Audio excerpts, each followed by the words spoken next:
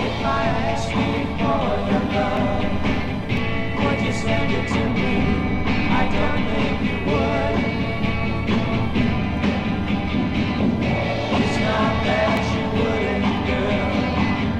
I don't think you could. Give anyone your love. Give anyone your love.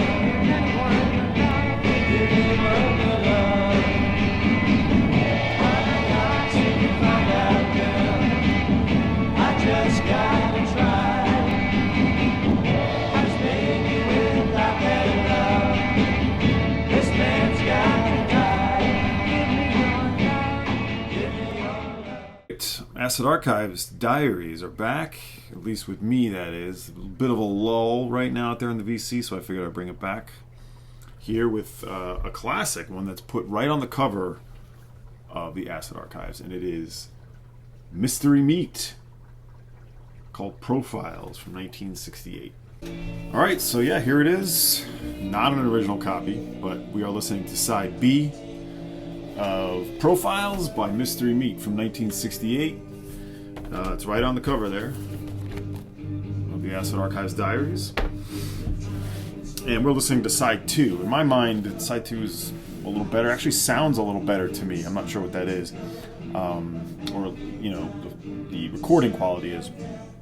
What do we have? So this is classic example of sort of teen, late teen garage record, but it's not really a garage album. More like an electric folk rock record, but done by college kids in Illinois, Blackburn College.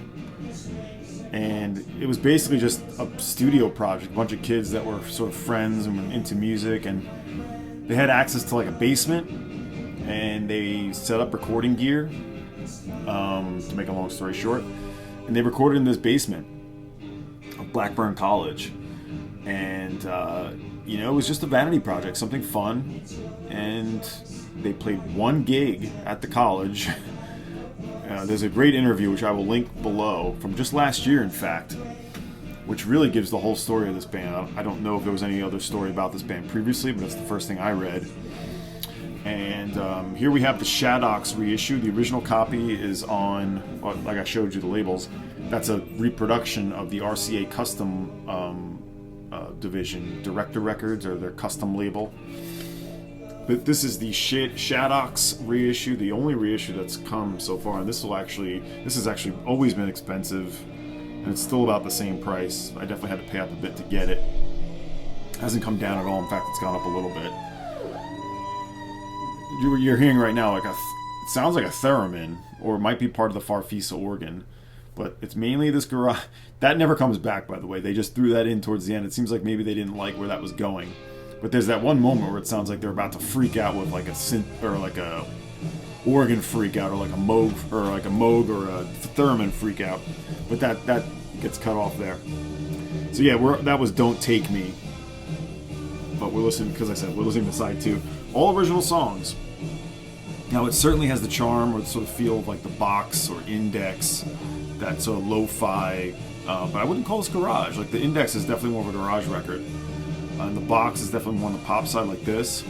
This has got this nice, real, definitely homemade, DIY, like sort of dorm rock. But I really like it. And so you get a little description back here. What you're about to behold is a group of profiles. In many ways, it is a sketch of Blackburn College. You know I like to read these back notes. Blackburn has a very real way shaped everything in this album.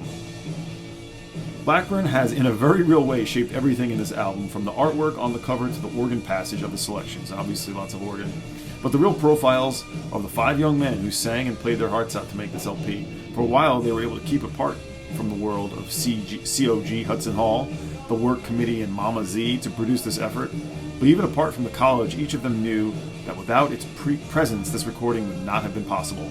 Give the Mystery and Profiles a whirl. They may surprise you.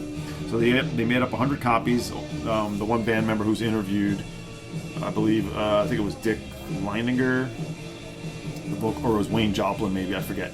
But you do have 5 people. It tells you everywhere they're from, what they're influenced by. Of course, one of them says girls, This guy's influenced by The Farm, Ringo Starr, Jack White. Wow, how did you know about Jack White in 1968?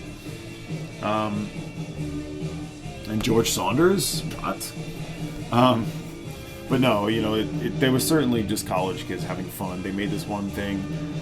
The band never went anywhere. It was not even thought of as a band, really. It was just like they had fun with it, and that was it. Little did they know, in 2002, whoever was being interviewed in that article, I forget which one it was, they saw a copy on eBay for $1,500. And it talks about in the story about how he had 2 copies left, and he ended up selling one for like $3,000 directly, and a couple of record stores got interested, and so yeah, this is probably $3,000 to $5,000 LP if it turns up. It's like I said, 100 copies originally. I think musically it's quite good. I really think the quality of these originals, in fact, there's no covers, really makes this record stand up to me. And yeah, the Mystery Meat is about their sort of experience eating, meatloaf on the second or third day when they throw gravy on it to try to give it a new spin. Old meat, throw a bunch of gravy on it. It'll be delicious. Well, yeah, what kind of meat is it? I don't know, but there's a bunch of gravy on it. Mystery Meat, that's where it comes from. So yeah, that's basically it. I mean, I'll link to that interview, which I think was quite good. It talks all about where they come from, but it gives you the sort of vibe and feel of what was happening. In fact, the innocence and just the sort of like carefree attitude of making a folk rock LP, electric folk rock LP. And yeah, kind of a garage record. A very rare one. So I have not read it all. I like to keep it a surprise for myself, even what the Acid Archives book says. Let's find it. I don't have it marked off. I am in the M's though. I'm guessing they liked it because it's on the cover. Here we go. Mystery Meat, Carlinville, Illinois, a number 4 rating, number 4 rarity rating. On the Director label, 1968. It talks about the 2003 Shaddux CD and LP. This is by Patrick Lundborg. Quite rare garage folk rock LP whose existence was long doubted. True, people didn't know it existed. Until a few copies were unearthed some years back. The band came out of a Blackburn College in Carlinville, and existed mainly to record this LP. Great originals all through, reminiscent of early New Colony 6 and UK group Complex. I would agree with that too. That's a great record, by the way. Chock full of organ-led teen atmosphere, tremendous melancholy vocals, and several terrific tunes. Yeah, there is a melancholy vibe about a lot of this. It's not a rock record necessarily. Current faves include the Dovers like Put Me Down and Girl Named Sue, but it's really a wide selection of great sounds, enhanced further by the basement ambiance. Definitely. One of the best garage era albums you can find. To me, better than All of Us, yes, Summer Sounds, don't know that one, and the primitive sleeve design shows a piece of Mystery Meat. According to the band, the pressing was very small, maybe 25 to 100 copies. They think 100. Maybe it was less. Due to the lo-fi nature of the original, substantial sound processing has been applied for the German reissues with mixed results. I think this sounds pretty good. I'll never hear the original. I doubt that, so it's going to have to be what we live with. I don't know if there's they probably don't have master tapes for this. I at some point I would think this would get another reissue. I don't know why it hasn't, but Shaddux, certainly that German label there, certainly is known to didn't put out a lot of rarities, and their records sell new for like $40. Apparently Shaddux they talk about in the interview, did legally purchase the rights to record this album from the band members for $5,000. So they did do their due diligence, and this is licensed according to that interview, according to that article, and the band members. So that's good to know. Anyway, I'll leave it there. Mystery Meat, 1968. Profiles. Acid Archives Diaries. I am seeking a thread.